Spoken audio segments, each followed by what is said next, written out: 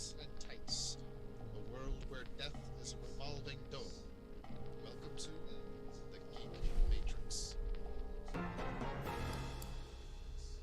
Hello, everyone. Welcome to the Geek Matrix. As I just said, Well, wow, that's a trip. Echo.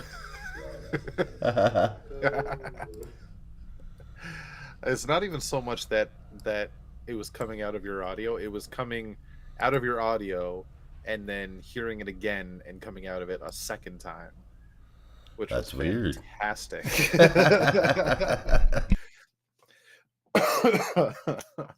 Yes, this is the Geek Matrix DC Comics review show number 172, if I recall correctly. I hope I'm not misremembering. No, I think that's it. Yeah, Yeah, 172. Yeah. right on. This is Rob here, as always, every week to give you the scoop on this week's books. And with me, as always, is Josh. Howdy ho, neighbors. That wasn't creepy at all. All right. Um, Okay, Towley. don't forget to take your towel. No, it wasn't Towley. It was Mr. Hankey that said that Yeah, yeah, that was me. one. Yeah, that was Yeah. Mr. Hankey. Check this out, man. Tis the season. What? Tis the season, after all. It's getting there. I do Yeah. believe. I'm sure there will be a special. Um, So check this out. Poison Ivy once told Harley Quinn that people who sell meat are disgusting. But Harley responded that people who sell fruits and vegetables are grosser. You know, people that sell meat are also grosser. Yeah, that doesn't work for the joke though. I don't care. I will add logic to your humor. It makes me feel better. That ruins me. All right. Yes, so it's been a Yeah. week. How you been? Yeah. I've been sick the whole time and I'm sick now and Lovely. sick. Sick. Dude. Just Yeah. sick. That does suck. Uh I think I brought it up last week because I didn't open it, and I think I started opening it throughout the show. My unfortunately Green Lantern Sinestro. Oh yeah. I've had it on my desk for a week now, and I'm still not happy. Ah, God. I really wanted the yellow one. I'm Oh hoping to yeah. find it in a store somewhere. I hope you do. Excuse me. I don't have any complaints about my figurines right now. No, which is good. None. No. Really good. You should. Man, using that ticky stuff, this Yeah. stuff that your teachers in elementary school used to hang stuff on the wall with. I have had my death metal Superman perched up on one leg with his knee way up high in the air, ready to take a swing at Darkfather for 2 weeks now, and he hasn't budged. He hasn't budged even the tiniest bit. You just put a little bit of that tacky underneath the base, and man, he's been sitting there like butter. I love it. Oh man, I'm gonna do a lot of coughing. Yeah. Don't worry, I get it. That was me last week. Which, again, sorry, folks, for the noise, the brutal noise. Oh boy. Uh, Oh, yeah. it's gonna be So a rough one. If anybody out there has been listening to the video or watching the video game podcast, I've been hacking plenty enough. I have this really sophisticated talent of hitting the mute button right after I finish.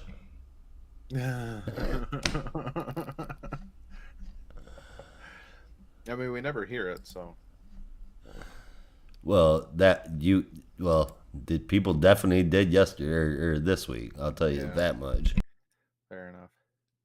All right. Well, in excuse me, in the world of geekdom, I can't say there's much comic book news, but there's definitely some news that has happened this week. Um, and shit, I know I'm forgetting one. but primarily, Nintendo was officially announced, and it's been heavily rumored for a few years, that a live action Legend of Zelda movie is in development, which I think is Woot exciting. woot. I'm all for it. I'm ready for it. Excuse me. The one downside is it's being co-produced by Avi Arad Oh and no. produced by his production company. So, like, he's had some bangers in the past, but he's also ruined a lot of franchises, in my opinion. I I So, mean, yeah, when he's given carte blanche to do stuff, but I mean, the one thing that gives me the one thing that gives me hope about a Nintendo movie in this day and age is that it's a Nintendo movie. yeah, So Nintendo's not going to put out a piece of shit and spend that kind of money to maybe flop. no, They know that the movies that they put out have got to be like right there. Even the staunchest critics of the Mario movie, ended up liking it. yeah. It'll be the same for this. For I this, I definitely hope so. The downside, which is potentially a downside, but still a downside, is the fact that it is live action. Quite honestly, I don't think an animated Zelda feature would work, much like the Mario animated feature worked. uh, but with live action, like, there's so many things that could go wrong in live action. That's the thing. And I am reminded of the one live action American Dragon Ball movie we got and how that ended up. And yuck. I could see it going the same way. Um, which I really hope it doesn't, but I could definitely see it going the same way. Uh Also, it's being That's gross. co-funded and distributed by Sony Pictures. What? Yeah, which is a bit of a twist, but I guess that's where they could get their funding. And Sony films haven't been on the greatest track record recently either. So, if they're co-funding it, they're going to say, like, trust us a bit. We have the movie business, and if we're putting money into it, you got to listen to some of our ideas. And I don't like how that's going to go. you know, I don't see Nintendo giving up that kind of oversight. Not they now. it's not that they would necessarily have a choice though. Like, Sony in the past has been known to try to just do it their way. Uh, they seem to be working well with Marvel Studios right now with all the Spider-Man stuff. But, like, the solo Spider-Man movies they're putting out, the Spider-Man universe, if you will, what they're calling it, it's that stuff sucks compared to Hmm. the MCU Spider-Man stuff, which is pretty damn good. I mean, I'm not gonna try and dispute that. I mean, that's a whole nother ball of wax. But when it comes, I mean, I think with Sony putting it out, Sony's just putting it out. Sony sees Yeah, an opportunity to make a movie that's going to make a shit ton of cash. I mean, it's guaranteed that it's going to make a shit ton of cash. It's a Nintendo movie. yeah, It's the other one that isn't Mario. You know what I mean? yeah. Zelda and Link are, I would say Nintendo's second biggest stars. Oh, easily, yeah. They're not gonna I have mean, any problem drawing anything in. I just don't. I just cannot see Nintendo saying, "Here, go ahead and have at it." I see no, Nintendo saying, "We get last word on everything." yeah, like, hopefully they were able to negotiate that kind of contract with Sony in terms of the funding and the distribution. I could definitely see Sony saying, like, you're not going to be able to do this without us. So if you're going to do it, you gotta, like, have us help. But I definitely agree with you that Nintendo's going to fight back on that. I just fear that if they do fight back too hard, Sony's just going to pull their plug. But we'll see. We'll see how it goes. I don't know why they didn't just go through Universal Pictures again, but I suppose they don't want to have it all under one Yeah, company. I get that. Or Universal just didn't see the value in it. I don't know. That's impossible. The amount of cash they just made off of Mario, Sony probably just put in a higher bid, and I bet you that's what it was. Yeah. I'm just looking for other news right now. I know there was more. I just can't fucking find it. I just can't fucking find it anymore. Oh, right. Something that came across my desk today. Actually, but the two other things I have came across my desk today. Apparently, David Zaslav had the Q3 earnings call for WB recently, and he did mention in terms of um, the gaming side, they want to focus more on the live service gaming going forward. Uh, and from how he describes it, as he continues with his little blurb about it, it is heavily um, profit based choices there. Like it has nothing to do with games for the gamers. This is an avenue to get us money and nothing else. That's definitely how he's making it sound. So I'm not too happy about that because I would love to give money to a good game, but when it comes to like games as a service and freemium games, which is pretty much how like what he's describing is going to be the future of WB games. Uh, I don't want to do that. I'm not going to give my money to that because they're not games I enjoy. You're muted still, bud. I'm muted still, bud. Um, it's definitely a choice, that's for sure. Games as a service, that's wow. The freemium shit drives me absolutely crazy. You can't seem to get away from that on any online game anymore. But I mean, hey, to each their own. If you're gonna drop it for cosmetics, if it's pay to win, that's a bunch of BS. And like it should literally be strunk from the internet. Yep. But if I can't help but wonder if this means that they're going to be pursuing more games like DC Dual Force and mobile games rather than going after the AAA games that they attempted just recently with Gotham Knights. Yeah. And that's Like, are they just like going to avoid high end, top tier gaming now, or it certainly sounds like it, well, that's which is ridiculous. ridiculous. Yeah. I want. Why can't we have more Arkham City games? Of that quality. Yeah. No, I know what you mean. I mean, Wonder Rocksteady's still making a Wonder Woman game, so we'll see.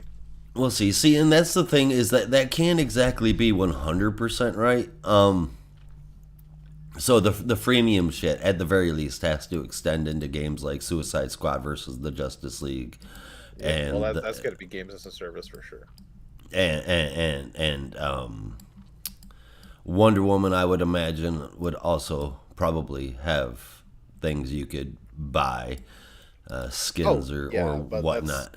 that would be But up the same lines as the Arkham series, where they had like some paid DLC and skin packs you could buy, which right, is fine because that's just bonus to the whole game. You're paying one price for the whole game, and that's perfect. That's what we want. And then skin packs is that's optional if you want to go play flying around as Batman Beyond or uh, like Yellow Lantern Batman or Adam West Batman. By all means, go for it. right. Shell out those $5, get that suit, and go kick Zaz's face in as fucking uh Zernar. George Clooney. Like, yeah. Oh, speaking, I forgot to mention that to you. Arkham Knight actually just got an update last week. What? Yeah, a new skin came out. Robert Pattinson Batman. Oh, for fuck's sake.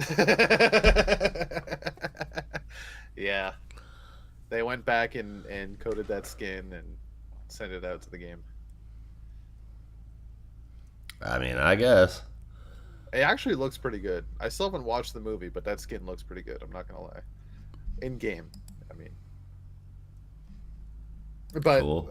back on track, like with Wonder Woman, like I could see it going the same way as the Arkham games, a singular, a focused game, single player gameplay, um, and very similar combat. I'd imagine with the free flow style, and then you have some alternate skins. The reason what's giving me pause about saying that they're abandoning all of the AAA stuff is that previously Gunn and Safran had said that overall all of the games, TVs and movies, they're all going to be interconnected. Yeah, So it, I have a hard time seeing how they could make interconnected games off of mobile and CCG.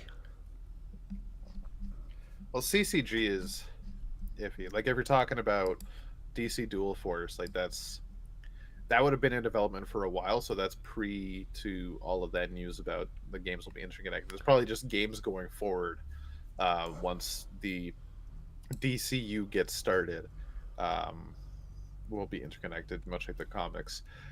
But like for example, like um, oh my god, I had an example, I just forgot it. It was a lie. It was all a lie. For some reason I'm thinking like the Injustice 2 mobile game is still active. It's still going strong. And they interact every time a movie comes out or some big thing in DC happens. Like it's connected to it in that way. Not necessarily story wise, even though they do sometimes No, adapt the story into that game, but in mostly in character skins. But that would be the idea I think is going to happen when it comes to the the, freemium and games as a service model that might be going forward. They'll just be integrating the stories from these movies and series into the gameplay somehow. no, from the way that I had understood it, the way that I had understood it, it's gonna be like the games are gonna be used to fill in holes in between movies and shows and That's whatnot. I don't like that idea because they've tried that before and it doesn't work. Not necessarily Warner Bros. And DC, but like other companies have tried that many times over. Don't worry, we saw nothing. And um, it doesn't work the same because you're forcing creators to work with each other to mesh a story that won't necessarily work. Like, okay, I'm gonna do this over here, so you have to reference this. I know the MCU did that, but they did it in that self-contained linear story with the movies. They didn't allow it to branch out into the various series that happened, like with Agents of Shield and the Netflix series. None of those got referenced, and even going forward with Kingpin and Daredevil in the MCU now, it's not going to reference the Netflix show whatsoever, which I completely understand. And even with the when the MCU got started, we were still getting movie licensed video games at the time. Iron Man and Captain America got their own video games based on the movies, and Iron Man, I remember, was said to its storyline wise was supposed to take place after the first movie before Iron Man 2. But of course, Iron Man 2 just completely ignored anything that happened in the video game because how are they going to incorporate that? And Spider-Man games had the same problem when it came to the movies. Like I've played so many movie games that says this takes place between this movie and this movie. It's actually part of the story, and then later down the line, the entire game gets retconned. It just doesn't work. Well, they need to think much more of a bigger picture than that. I would, I would even go so far as to say maybe at least a 5 year window, like comics do. Yeah.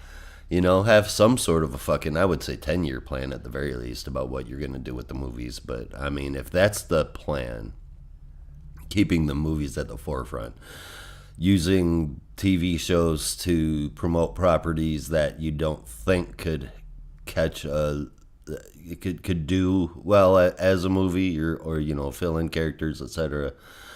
And then games that kind of interconnect those two universes and have little stories that are based off of things that had previously happened, cool. But if you release just simplicity's sake, Superman 1 and then Superman 2, and then you release Superman Unleashed, the video game, which goes in between 1 and 2, and then in 3 you don't acknowledge anything that happened in there. It's got to be carefully crafted. I mean, if you're Yeah. gonna put together a narrative, then you've got to make sure you follow it. So I get where your trepidation comes from. I hope it's for naught.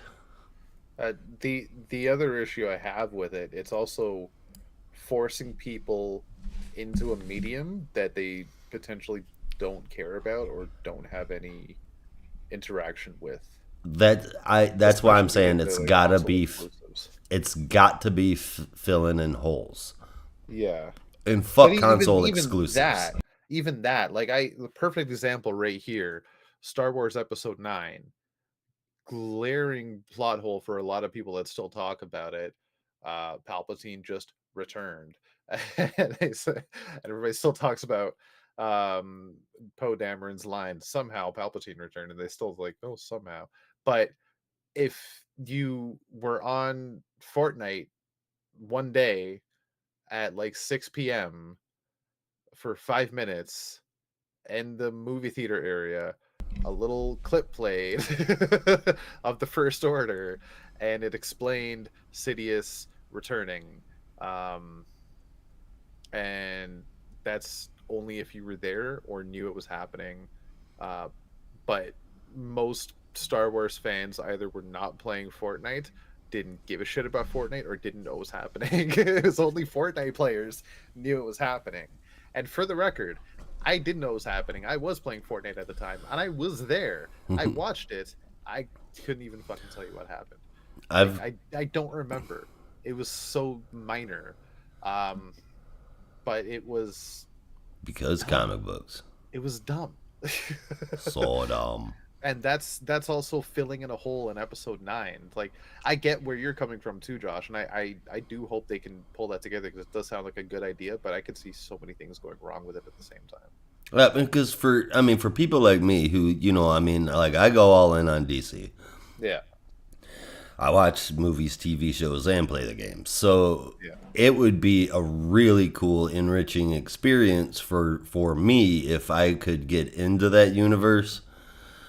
We've got the Superman movie, and then the Alan Scott show, and then a video game follow that. I mean, how all of that stuff just smoothing together like that, I would gobble that up. It would be a Yeah. fanboy's dream if you were into all three of those mediums. It really is the next step of like the CW verse in the MCU. Yeah. Those two concepts really went places and changed the game for motion picture as a storytelling medium. It really did. So what you're putting down, like, it really is, that's the next step of that evolution. Um, I do hope they can pull it off, though. You and me It's both. gonna be so tricky because you could also alienate so many people doing this, of just be like, well, I don't own this console, or I don't have $500 to shell out getting a new PlayStation and get the game, and well, No. I guess I'm just not going to know that part of the story. Well, that would be And stupid. That would just be a bad business decision it to would be be, console that's exclusive. what, well, not even just that, like, there's some people that just, they can't afford any console, right? Because it's next gen, Amen. right? Or they don't know enough to build a PC that could run it on PC, that's if even comes to PC. Shit. There's Dude, in order to be able to play the next gen of PC games, and I'm talking about PC games going forward, your computer's going to be $3,000 or more. exactly. And at that point, you may as well shell out just $600 for a new Xbox or PlayStation. Um, but that's, again, if you have that kind of money. Like, the Yeah. economy everywhere kind of sucks right now. Yeah. Let's see, the thing about the PC is that if it's exclusive, you either get it, immediately on the Xbox, or you got to wait a couple years and you'll eventually get it from Sony. Yeah. The more you want it, the longer you will have to wait. Yeah. It's going to be such an interesting, if not also trepidatious time going forward for Warner Brothers and their storytelling avenues. It's going to be interesting. On that note, one little brief bit of news I have left. Gaming, Steam had an announcement today, not 4 or 5 hours ago. Yeah, but A what? new Steam Deck OLED What? is announced, Ooh, pretty. and not only is it announced, it's coming next week. Shut the fuck up. Are you November, serious? at least what I see on IGN right now is November 16th is the release date. Man, Yeah, and it's how okay. Now my big question, because I knew what I was thinking when my buddy told me about it. How much do you think it's going to be? a brand new Stream Deck with a brand new Steam Deck with an OLED screen. I don't know, man. 15? 1,500? Yeah. Yeah, I said 2K right away. Like it's got to be 2 grand. So there's two storage configuration models: the 512 GB and the 1 TB.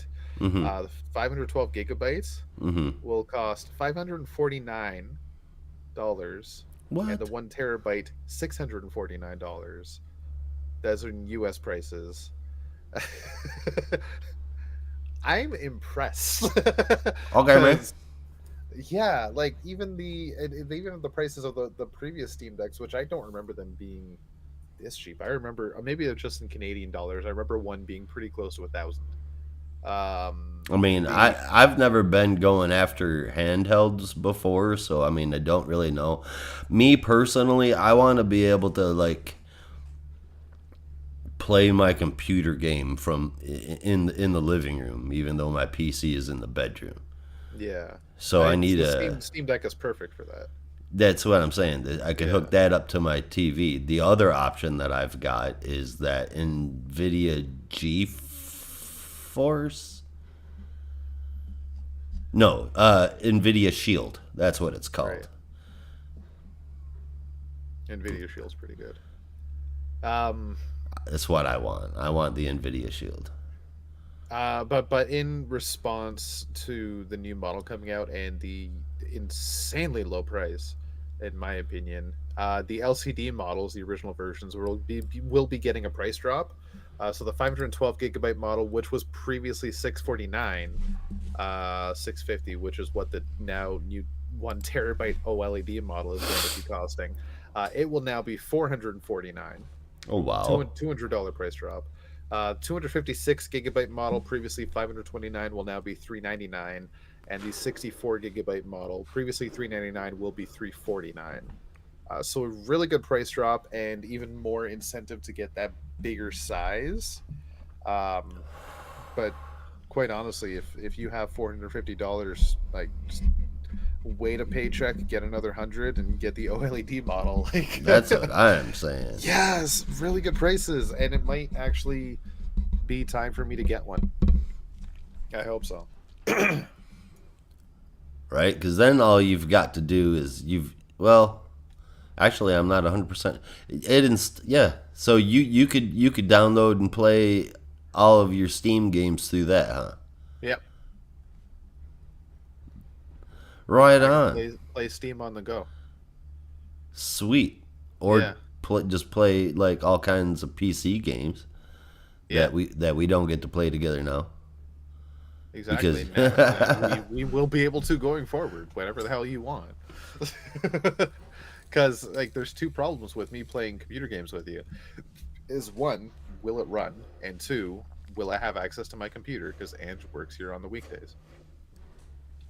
But now that solves two problems in one. So yeah, I think that's a good time to do it. But we'll see. We'll oh see. We'll yeah. see. Yeah. I'm just I'm in awe of the price for the OLED model. I do Also, wish I could grab one, that's for sure. I know, and just for the record, there's probably people listening right now screaming OLED, OLED. And like, I don't give a shit. I work at a hardware store. I sell light bulbs, and we call it LED. It's hardwired into my brain to call Right. it LED. Right, I'm exactly. not gonna call it OLED. It's OLED. Like, I'm only calling it OLED if I can start calling the other ones LED. And that's just unsafe. It's not healthy. You should not be holding a chunk of lead for 8 hours a day. Especially not using it as a light bulb. That doesn't even make sense. No. OLED. That's how you burn your house down, potentially. Certainly don't paint your house with it either. That's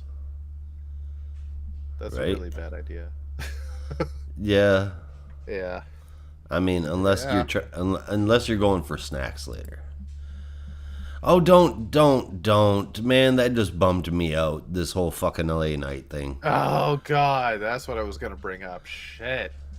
Yeah, LA Knight lost the championship, the title Yeah, match. I mean, that was expected. we okay, so we all knew it was gonna fucking happen, but I mean, Yeah. at the same time, it's like It sucks. It sucks. It's dumb. it's like this shit. It's time for it to be over with. I mean, we're all sick of Roman fucking Reigns. That doesn't mean you got to Well- put away the bloodline shit. Doesn't Good mean you got to put news. away the bloodline shit. He's gonna be away from WWE for the rest of the year. That doesn't make anything good. That means that he No. holds on to that fucking title even longer. Yeah. It's just stupid. What a bunch of bullshit. Yeah.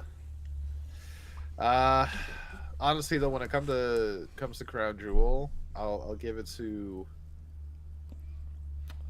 3 matches that were, in my opinion, really fucking good and maybe stole the show. Like the Roman Knight match, I'll admit was a good match. Like Yeah, I thought it was did a really very good. job Hell of yeah. not making LA Knight look weak, and him actually putting in some effort. But at the end, I think was still fucking bullshit. But beyond that, like Seth Rollins and Drew McIntyre. That put on a was hell of a that was show. that was a damn good show. Maybe the best match of the night, and it was the opening match. Like Right. Right. Um, And man, you want to talk about a title? Shit. I wish Drew would have won the belt just so that he had that as the clip to show when he says he won the Universal title or when he says he won the WWE title. yeah. Because look, man, I mean, did you watch the Brock Lesnar fight when he won the Universal? No, I still have to go back and watch that one. Well, it is 100% one of the worst wrestling matches I've ever seen in my life. Really? Yeah, it's like it goes like this. Okay, don't quote me, but it's not. I'm paraphrasing here. Okay, but it's basically like this: F5, Uh-huh. Claymore, Right. F5, F5, Uh-huh. Claymore. Right. F5, F5, F5, F5, F5, F5, F5, F5, F5, Claymore, Claymore. Drew wins. No Suplex City? No Suplex City. Wow. It was so fucking boring.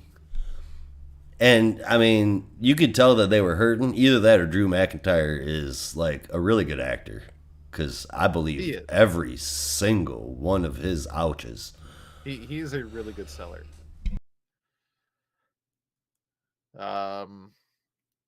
Well, that's a shame. I might still check it out just to see, but that is a shame. It was a little difficult for me to track down and get the whole match, but it's really not long. Yeah, Yeah. fair enough. I actually just rewatched for like the 20th time the 2020 Royal Rumble, which is still to this day my favorite Royal Rumble match. The 2020 It Royal is Rumble. Fantastic. It is the year that Edge came back Ah. at the Royal Rumble, and it was Who? right before Edge. Who's Edge? I'm not talking Adam Copeland. This is Adam WWE. Adam Copeland. Oh, right. He's Adam Copeland in AEW. I'm talking about WWE. He's Edge. Yeah, when he came back at the Royal Rumble just before the pandemic hit, so it was like the last pay-per-view with a full crowd, like a full stadium, and then the next one I think was WrestleMania. I think I could be. There might have been one in between, but Might have been. Who knows?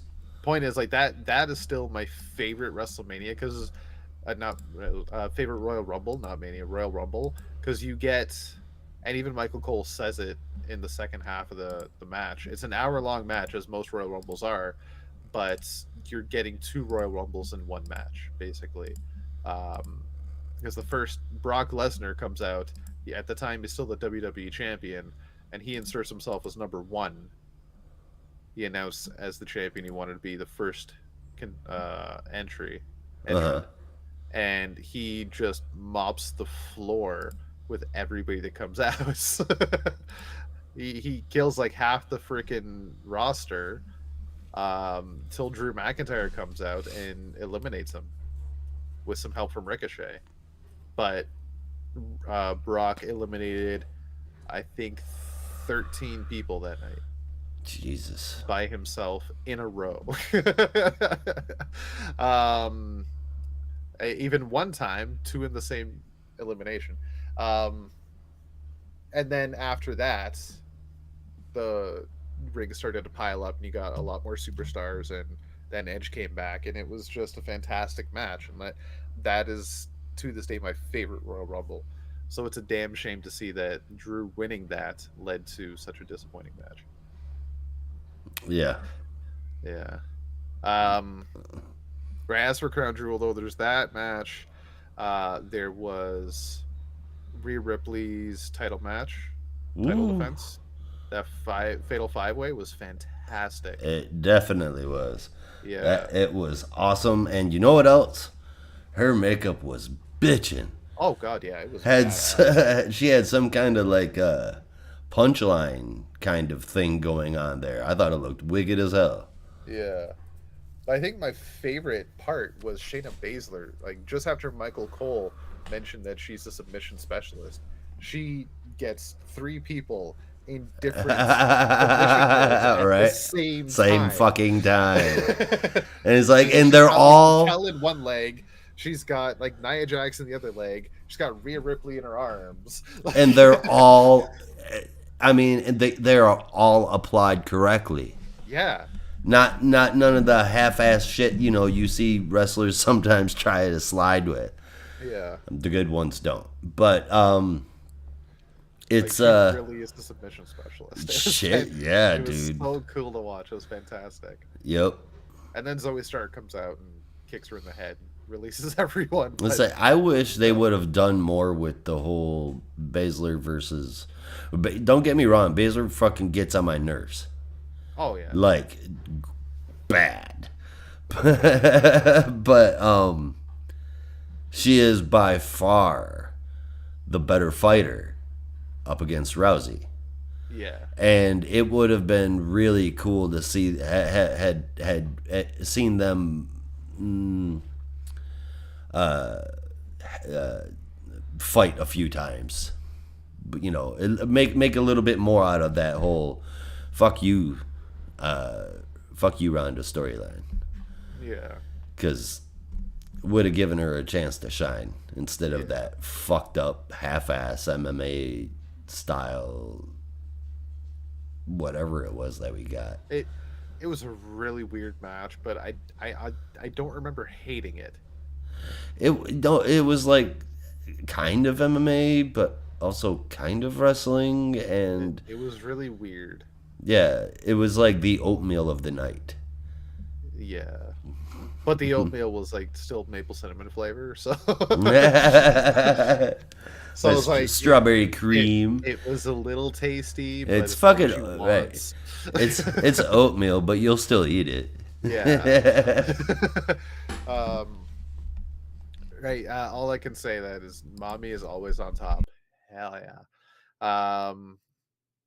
And you're I thought for sure tabbed out, that, so I can't see your face, but I can feel your face just scrunching when I say yeah, that.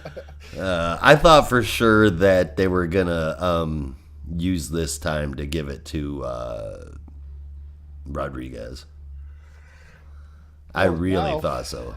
they're pushing it towards Zoe Stark as the next competitor, the next contender, because she won the battle royale on Monday.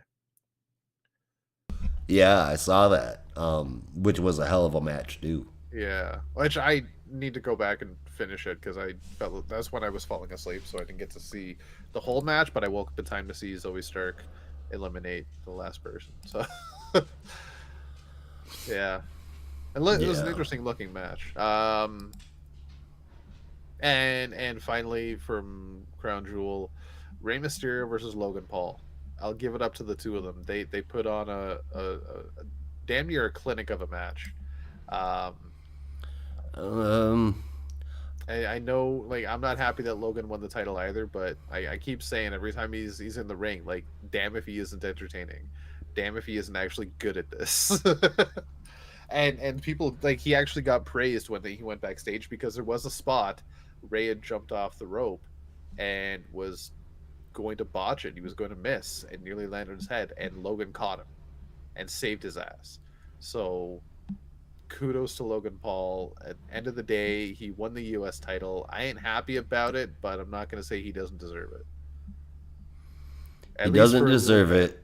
At Being least for a athletic, little bit. it takes more than being an in-ring athlete to be a wrestler.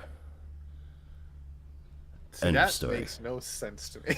Absolutely please, not. please explain that.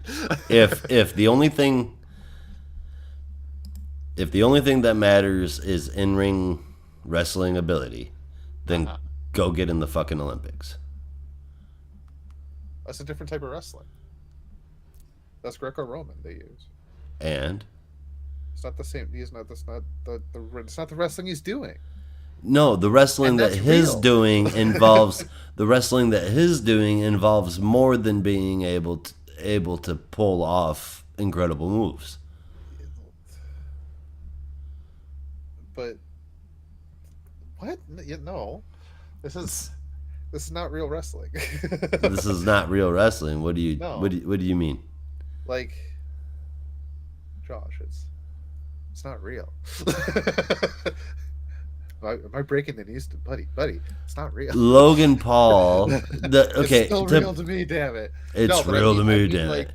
I mean, like it's not this because it's choreographed, studied, and protected moves, and they're done in a way to make it look like they're in combat, but they're not really. Well, I mean, But the wrestling in the they're still Olympics hurt. is Greco-Roman. It's not the same wrestling. It's not the same style of wrestling. No shit. Nobody's No. doing pile drivers in the Olympics. But the point I'm trying to make is it's more than just being an athlete. You have to have charisma and a personality. You have to have some kind of a fucking presence. You can't just be, yeah, I'm a douchebag and I know everybody hates me, but I'm rich, so But I mean that's what it works for him. it doesn't work though. I It works. mean, It doesn't work for you, but it works for him. it's fucking it's It's gotten him don't even over. get me. Yeah, it's gotten him millions and millions of dollars being a douchebag. Yeah. So I mean, that's what we want. Never mind. Like I at, don't want to end of, support end that of in the any day, way, like shape, or form. He doesn't it's deserve it. He doesn't it's deserve to also have that kind of a platform. it he's a douchebag through and through, yes, but it's all like it's a mutually beneficial relationship what they're doing here because There's Logan Paul don't give a fuck. still has Million other directions it could have gone in. millions of fans, I'm trying to say, on social media. Some fucking how he has millions of fans on social media. I don't understand why or how. I don't like it. I don't care for it, but he does. And Those millions of fans draw. are not coming to the WWE. They're No, watching but the clips of him in WWE on his fucking TikTok and YouTube. They're not watching Raw. They're not watching some of SmackDown to them see that. might when it could. I'm not going to say all of them are, but some of them will, Very, and very they few. Not will enough. come for Logan Paul, and then they'll get Not entertained enough. by other stuff if it's good enough. Not enough to give. Not enough to give him a belt. Not enough to justify $3 million. Like end of the day, I think the belt's not going to be on him very long. It's going to be a short stint regardless. At least I hope so. Because as much as I think he can have the title, I don't want him to have it very long. He wrestles like 4 or 5 times a year and only at pay-per-views, and he occasionally makes appearances on shows to hype up an upcoming pay-per-view. And if that's what he that and at that point, realistically, he might be doing more than Roman in a year.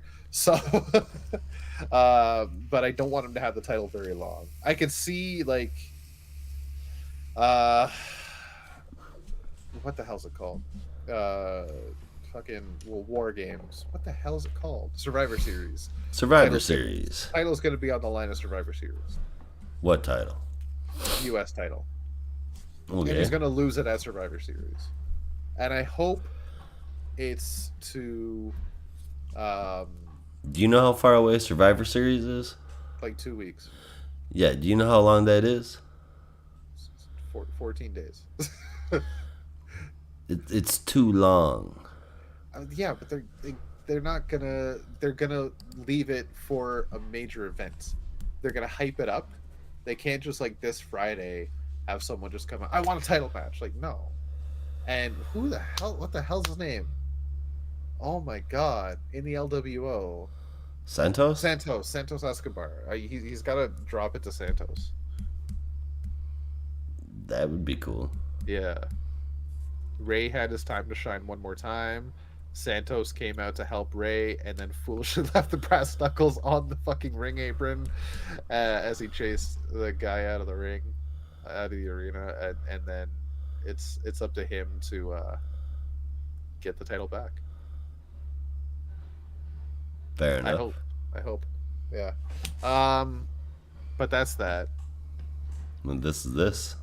This is this. And Miz this Gunther is Survivor comics. Series. I'm excited about that. Josh hates the idea. Because not only do you hate Gunther, you also hate the Miz. Yep. Because Like- you missed all of the Miz's great moments during like you were not watching while the Miz was coming up, and anybody that was watching WWE during that tenure, during the Miz's time as a wrestler, fell in love with the guy. Well, I can tell He you. paid so many fucking dues. Okay. I just missed it, and he's annoying as shit now. He's always been annoying as shit, and there was a time where like people fucking hated his guts because he was that good of a heel, but then he won titles, and then he won more titles. He was a Grand Slam champion, and he became more entertaining, and he faced so many fucking concussions. Like I'm sure if you've seen some of the videos, I don't know how deep you go into like the backstage stuff of WWE, but there was, I don't remember what show it was, but there was a match he had with John Cena, and there was at one point John Cena called an audible, kind of fucked up, and tackled Miz over a barricade onto concrete floor, and then Miz smacked his head off the floor really hard. You could see his head bounce off the fucking concrete, and after that, he was just out of it for the whole match, and Cena had to carry him through the fucking match because he had no clue where he was, and I think he ended up winning because he was supposed to go over that night. And then there's video of him backstage with the Dodgers looking at him. He's gone, and fucking kudos to him for going through that. Like, there's only a handful of people I know of, and there's probably a lot more that have done it, gone through a match with a concussion where you don't even know who you are at the time, let alone what you're supposed to be doing, and you fucking go through it.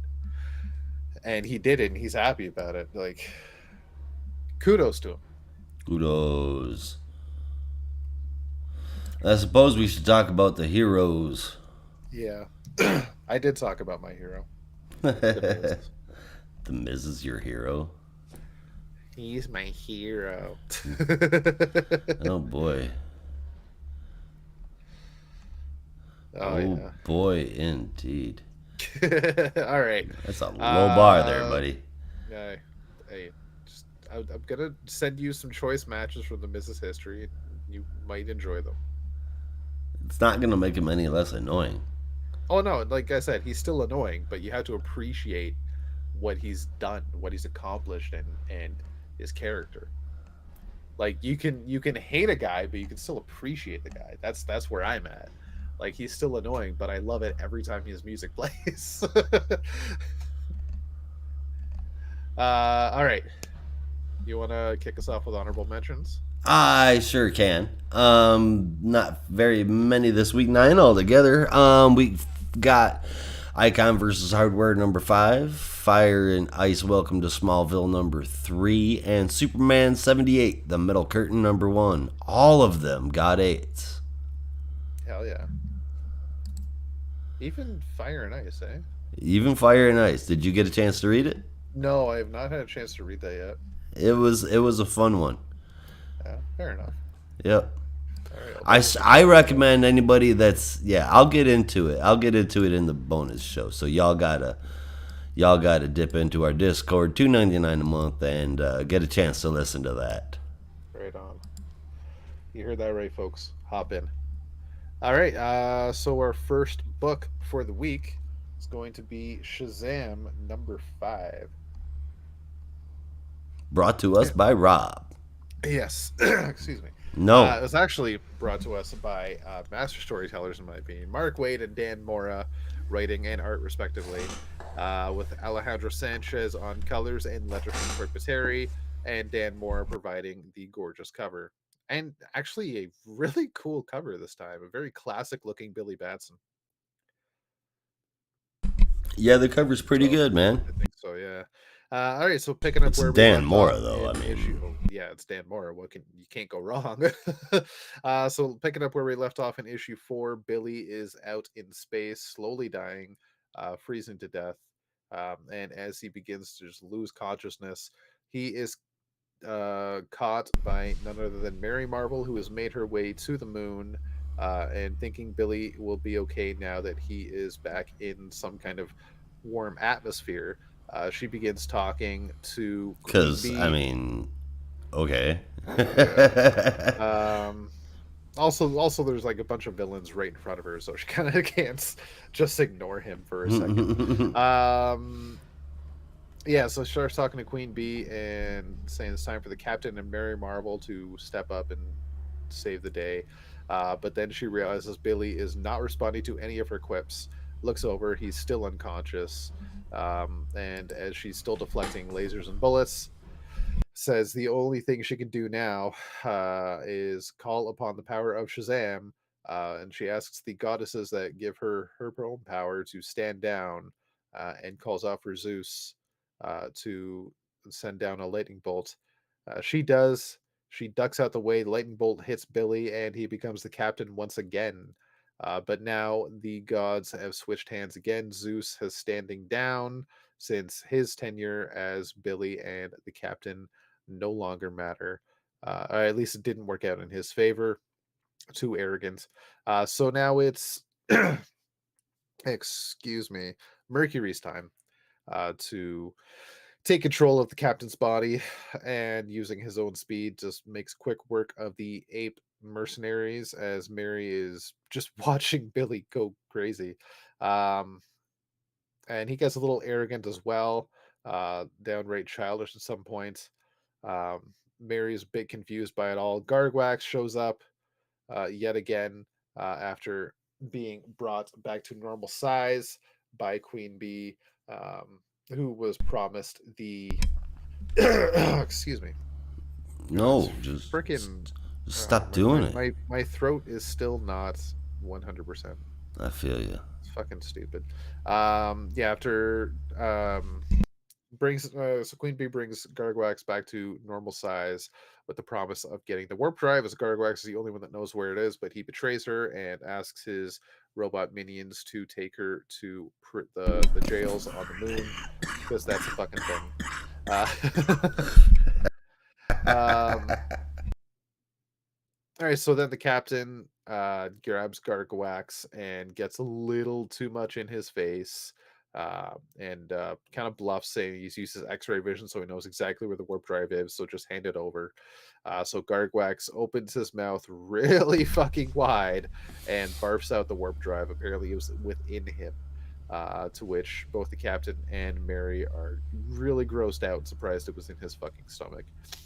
To which Gargwax is surprised that they didn't know that, um, because the captain said he had X-ray vision, but then says, "Dummy, yeah, I don't have X-ray vision. Um, you fell for it." But then Queen Bee comes out yet again. She broke out of jail, and more fights ensue. And then Billy gets a little, well, not Billy. The captain gets really pissed off, controlled by Mercury. Calls himself a god. How dare you threaten a god, you arrogant sow, and backhands her. Um, and that's not okay. But again, gods, they're dicks. Um, Oh, Billy. oh, Billy. Oh, So then the ape Billy. mercenaries see the warp drive just sitting around, and they begin to take off. Mary takes care of Queen Bee. They realize the warp drive is missing. The pair head off after it, but the warp drive accidentally gets activated as one of the apes trip and sends the moon spinning at a very hyper speed. Mary, or sorry, the captain does what he can to slow it down, while Mary goes to save the apes. And then Mary is left to deal with the debris from the moon, as all the captain can do is try and push the moon to a slowing stop, um, using his own body and hands as a bit of a brake mechanism, since the warp drive got a little damaged and cannot reverse the polarity. He does stop the moon spinning, and Murray takes care of all the debris that potentially heads to Earth. Um, and then they save the day, and head back home, as Billy knows where he has to go next. As Mary kind of filled him in, said, like, you sound like a god. Maybe the gods are controlling you. She kind of clues in on what's going on. You mentioned yourself a god. How is that possible? Apart from like the crazy actions you've been having, feel a lot like the six gods that give you their abilities. So he heads to the Rock of Eternity and confronts the six gods. Mercury, in particular, goes up against him, uh, and says, "Look, you're gonna stay out of my mind. Leave me to be the hero I need to be, or I just quit." And Mercury gets in his face and says, "Look, you can do that, but are you really going to do that to your family? Because you'd be depriving them of power too." He says, if Billy is reluctantly saying about that, and if they wouldn't want it that way, so no more captain then. And then Freddy shows up, comes up behind him, and somewhat betrays Billy. Says, "If it shouldn't be up to him, if Billy won't take the Shazam power, I will." And that's Dun is dun where dun. the issue ends. Yeah. You gotta be shitting me. Yeah, so What's the deal, Freddy? yeah, fucking Freddy. Fucking Freddy. That's gonna be interesting. Forgot to mention the other kids are also on the Rock of Eternity with the dinosaur lawyer. Yeah. Still fucking weird. They were trying to look for a way to help Billy, but Freddy was there to have for other means, I guess. He's gonna make damn sure that they finish that paperwork. Yep. um, Art fantastic, story quite interesting. There was a nod from Gargwax about the Doom Patrol. I like that. Yeah, for sure. That was really funny. Um, Not much else I can really say about the issue. It's really cool, really interesting, really fun. It's got that classic zany feel to it at times, but still gets the job done and tells an interesting story. And again, as we said many times over and many times today, and probably will going forward, Dan Mora is fucking amazing. So even if you're not in love with the story, you'll definitely be enamored just looking at it, because it's so good to look at. Uh, uh 8.75 out of 10. Um. All right. Well, I mean, it's it's pretty vanilla for me. Yeah. The art's great as always, but Mary shaves Shazam. They save everything. Captain figures it all out, and Freddy really wants his powers back. I mean, it was a page turner for me in the way that I indeed did turn pages while reading. Yeah. It wasn't horrifying. It wasn't exceptional. 7 out of 10. Fair enough. At least it didn't leave a bad taste in your mouth. No, it started. I mean, it took us toward an end of this crap. At least of the gods taking turns playing with him. Yeah. So hopefully we are getting that resolved and moving on, and all is well. This issue says that anyway. We'll see what happens next one. Yeah. It's But definitely going to be some interesting stuff for the family, I think, next issue. yeah, for sure. We'll see where that goes. Excuse me. All right, next up we have the Birds of Prey. Caca. Caw-caw! Brought to us by Josh. Written by Kelly Thompson, art inside and out by Leonardo Romero, with colors from Jordi Belair and lettering from Clayton Cowles. Harley's crazy idea of calling in King Shark and having everybody hide in the bellies of megalodons to sneak into Themyscira actually works. On the beach, they go over the plan, and Xana makes a deal with the island. She can't kill or be killed while she is here. She can run someone through with a sword, but they won't die. She did that by rubbing sand on her forearm and allowing a worm to crawl inside where she rubbed it. Gross. The team split up searching for Sin. Hell of a thing. Right? Black Canary and Harley are the ones that find her. Just as an alarm goes off of course. When that happens, Dinah immediately calls Oliver so that he can create a distraction for Diana. He tries, but he doesn't do much. Well, I mean, he actually turns her into a whole swarm of pink butterflies just as she realizes it's to slow her response to Themyscira's alert. And like I said, it pretty much doesn't do anything because she's pretty much instantly there. Sees the birds. Side note, she also calls them that, which I thought was a little weird. But whatever. Anyway, she looks really pissed, and that's that.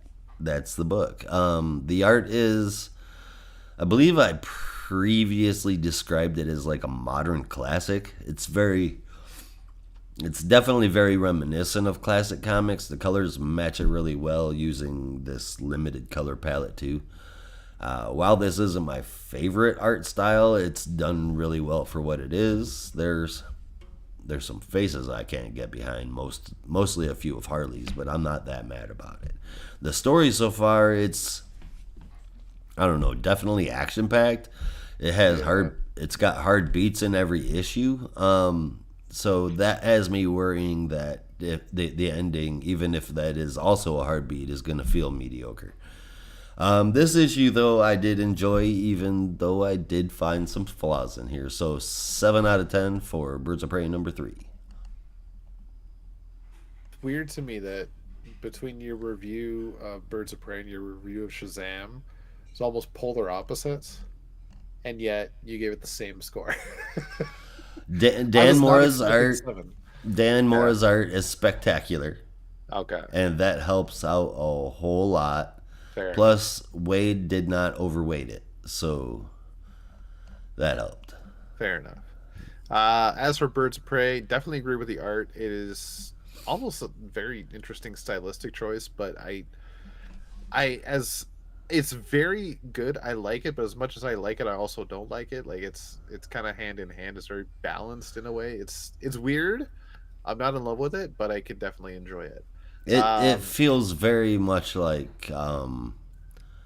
like how he's described as classic comics. I Yeah, definitely like see that. yeah, like I don't know, like late 80s, late Yeah, 80s comics with a or lot of early muted tones. yeah, Yeah, early 90s newspaper strips. yeah.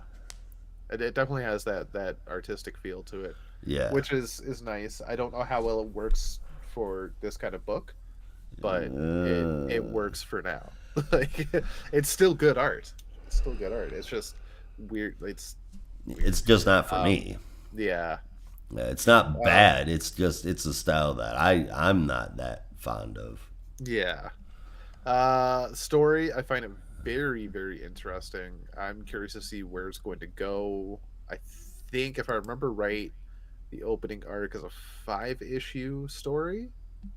Um, if not 6, but I'm pretty sure it's 5 issues. So we're about halfway there. Yeah. They found Sin and mission accomplished. Now they have to get off the island, but that is inconsequential to the mission. Um, the only problem is the what is Barta's weapon called again? Or Oh, boomstick. the boom tube. But there's this other thing. What the hell is it called? Cosmic rod. No, that's Stargirl. I know. uh, Oh man, shit. that's gonna Yeah, but bug the shit that thing, out of me like now. that's now missing, which is the only way they can get Sin off the island. We can only hope that Diana maybe listens to reason, but that's probably not going to happen. We'll see what happens though. I what I'm finding interesting right now is, um, shit. Who's the writer again? Stephanie Uh, Phillips. no, it's Kelly Thompson. Kelly Thompson. When she announced the book, she did when she announced the roster anyway, she did say like as the story arcs progress, the roster may or may not change, and there will be some members leaving and other members joining. So I think, and this is just me spitballing here, um, Diana could be joining the team for a story arc in the next arc, which would Oh, be now very wouldn't that be interesting. something? Yeah. Uh, It'd be very fucking cool. I also like the deep dive on Harley Quinn from Dinah's perspective. Yes. Just really well done and really well portrayed. And maybe it's just the inner Injustice fan in me, but I want to see more interactions between Oliver, Harley, and Dinah. I think that'd be a really cool setup. I don't know how well that would work, but it works for Injustice, so why not? Uh, apart from that, I can't think there's anything else to say about the issue. It was really well done. I'm enjoying it. 8.5 out of 10. And with Holy that, cow. yeah, you all right? Yeah. Whew. Yeah, it's looking fierce over there, bud. I No, guess man, it's that's what happens when you're sick. yeah. You know the other thing that I like. Actually, never mind. I'm going to change that. I'm going to keep that for my favorite moment. Okay. Well, now I'm very curious. All right, so that'll bring us to our last book for the week, and that is Blue Beetle #3. And this is brought to us from Josh Trujillo, writing with art from Adrian Gutierrez, colors from Will Quintana, and letters from Lucas Catone, Catone, um, and a beautiful cover from Gutierrez and Luis Guerrero. Really, really nice cover, I thought, with the fighting game style. It was really cool. God, I should. I could look at it over and over again. All right, so after the events of last issue, where the Blood Scarab attacked the I don't remember the name of the aliens tribe, that the little base there, and injured Ted. Um, Finding out that Kajida interacts with the symbol left behind by Blood Scarab and realizes magic. So Jaime calls on his ex girlfriend, Tracy 13, She hangs up on him and then teleports to him directly, saying, "We got to make this quick. I'm in the middle of a shift." Where she's working at the Oblivion Bar, she takes him straight there because he's looking for information on the symbol. And she takes him to Madame Xanadu because if anybody can help him, it's her.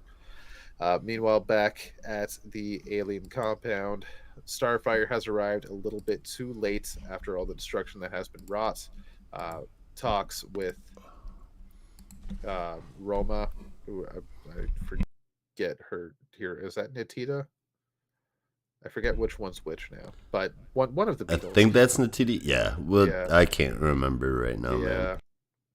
Can't remember which one's which right now. Yeah, so talks with Roma, trying to buck her up a bit because she's feeling down after letting everyone down and not being able to protect. But that is when Victoria Court arrives, um, complete with Brenda by her side, being her new assistant, and promises more protection and more security and surveillance for the aliens. But the alien leader denies it. Not what's the word I'm trying to think of? Rejects it. I was going to say regrets it. No, they reject it. As Victoria says, "Well, how's that going for you if you don't want it and you have your own champions?" Right, then Giamara goes up to Brenda to ask what the hell's going on. And Brenda reveals like she's just doing this to kind of figure out what's going on and try and help Jaime, but don't tell him yet because I haven't had the chance to. Um, Whole big question of trust over there. That's going to be a factor going forward, I imagine. So back at the Bolivian bar, As do Jaime I. is having his fortune told by Madame Xanadu. Um, and Xanadu reveals that Jaime is going to be in a great conflict with the Blood Scarab, and the Blood Scarab is uh, almost a duplicate version of him, almost a mirror, but darker and more deadly. Also, someone from Kajida's past, so there is some connection there. And if he's going to win the day, he will need to suffer great loss. Uh, so that is when Hybe begins to remember stuff from his own past with Dan Garrett's. Um, Dan was had found Kajida in a pharaoh's tomb, but couldn't remember the name. As Kajida remembers the name, uh, Ka F Ray. It's really hard to read some of the font on Kajida sometimes. It But is. Ka F Ray um, is the pharaoh that once held Kajida for a while, and was also a powerful blood sorcerer who reigned over his kingdom millennia ago, according to Kajida.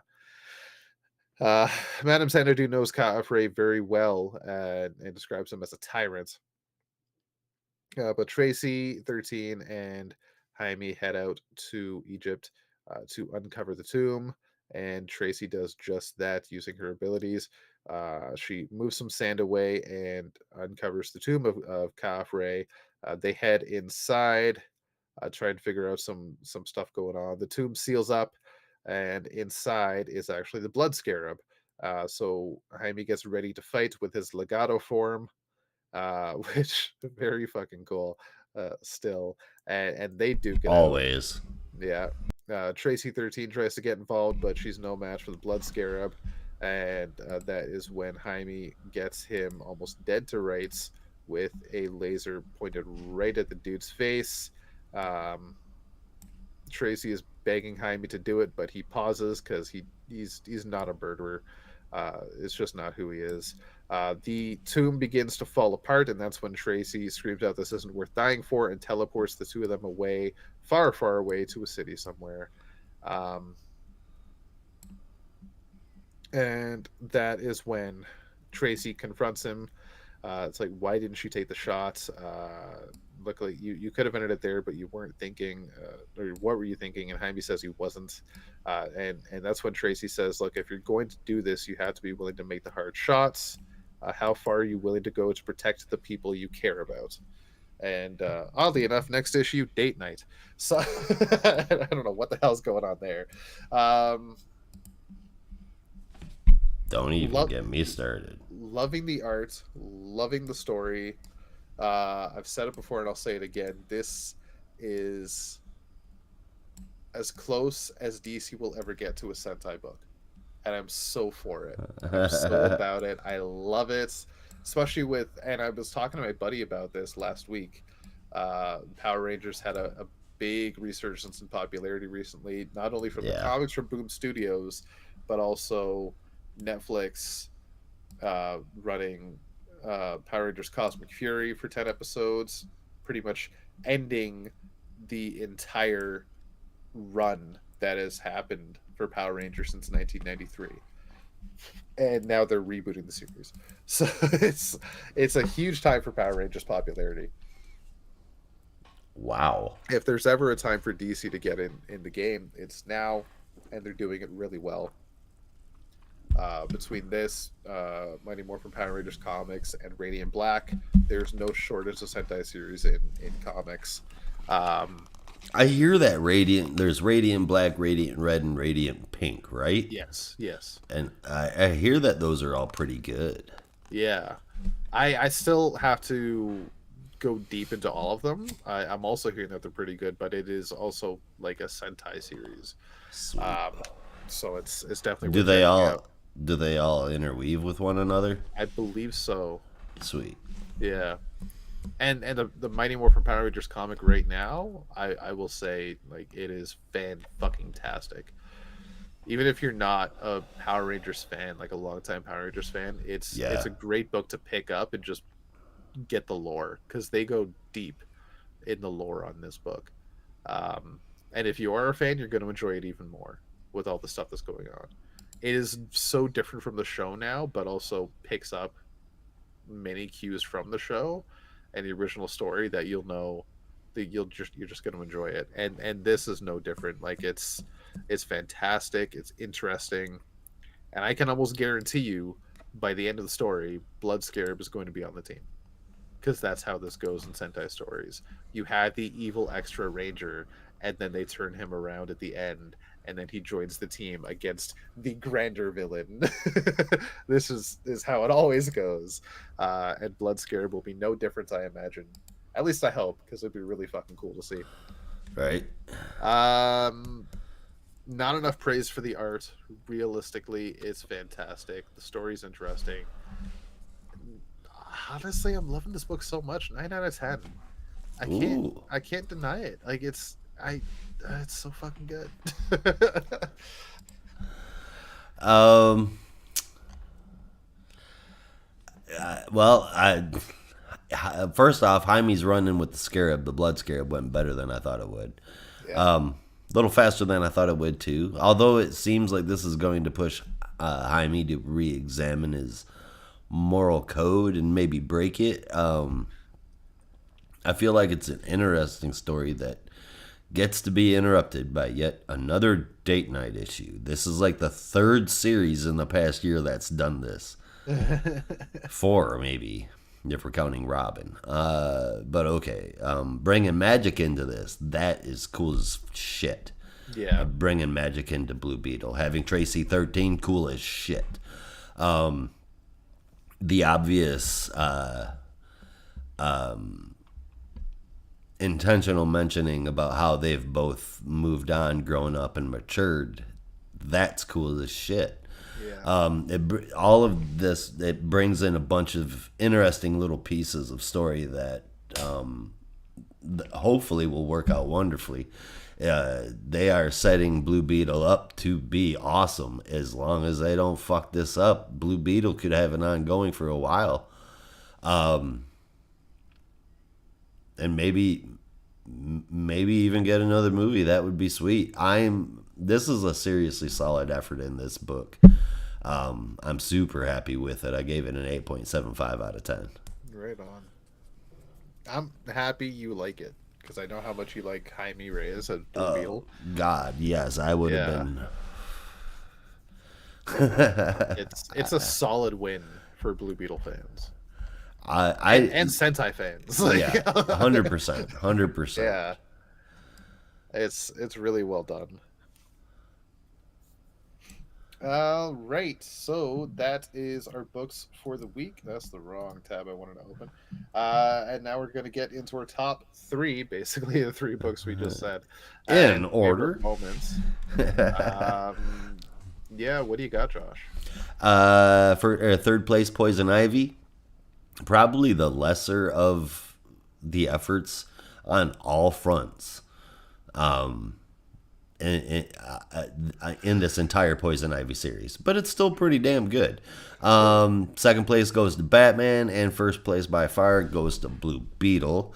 My favorite moment is I was gonna say at the last page of Blue Beetle, that big ass picture of Jaime, but instead I'm choosing when Harley is about to call Wonder Woman a giant bitch, gets corrected by Barda, and then changes it to bisexual icon.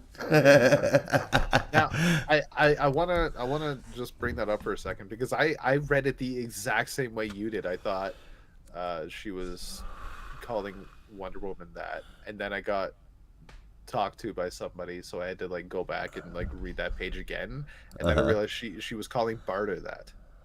I didn't catch it the first time. It wasn't until I went through it the second time. She was pointing to Barda when she said this big bit. Yeah. And then like I thought for sure she was talking about Wonder Woman, but apparently she's talking about Barda. Which Well, I didn't know Barda was bisexual, but that's fucking cool.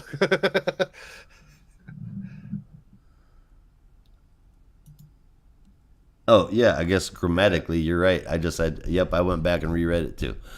Okay. Yeah, well, yeah. I had the exact. I mean, they're same both bisexual reaction. icons, so They are. Well, I mean, Wonder Woman definitely is. I just didn't know Barda was, which I'm all for. That's we need more like muscly women in bisexuality. Barda's been that way for a while, if I'm not mistaken.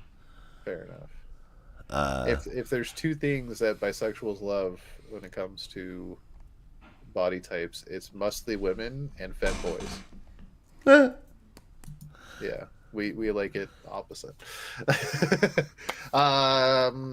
Right. So, my top three very similar. I think I'm having trouble pointing to the third, like actually picking a third. But I think I'm gonna say Shazam number 5, just narrowly beating out Batman 139, with Poison Ivy number 16 at number 2, and Blue Beetle number 3 also at number 1. My favorite moment out of that issue is when Jaime shouts out "Legato form activate." I'm thinking, yes, Battleizer mode. Billy. Oh, Billy. Billy Cranston. Yeah, so I was like, I had a big smile on my face when I read that. Like, Legato form activated. Yes. it was freaking awesome. Yeah, so that was that. And yeah, so that's also a hint for what you're gonna get on the bonus show. We're gonna be talking about Poison Ivy, Batman, and one other book. And if you're paying attention to the week's releases, you know what that is. Indeed, you should. It is not a book we've talked about for every other issue, but it's the final issue, and it's very interesting and has to do with other stories we've talked about recently. So we're adding it in for the bonus show. Be sure to check it out. I'm sure we will have a lot to talk about it. Indeed. Yeah, so be sure to get in our Discord to get a look-see at that bonus episode. Yeah, it's $2.99 a month, and I'm vamping now. I don't got anything else to say. No, that's it, man. Josh? Yeah, that's it. Thanks, everyone. We will be back next week covering all of DC's weekly releases. Same bat time, same bat channel. So I guess that's the show. We're getting out of here, so you'll have to as well. Be careful out there, and remember, in the Geek Matrix, everyone has a home. In the Geek Matrix, you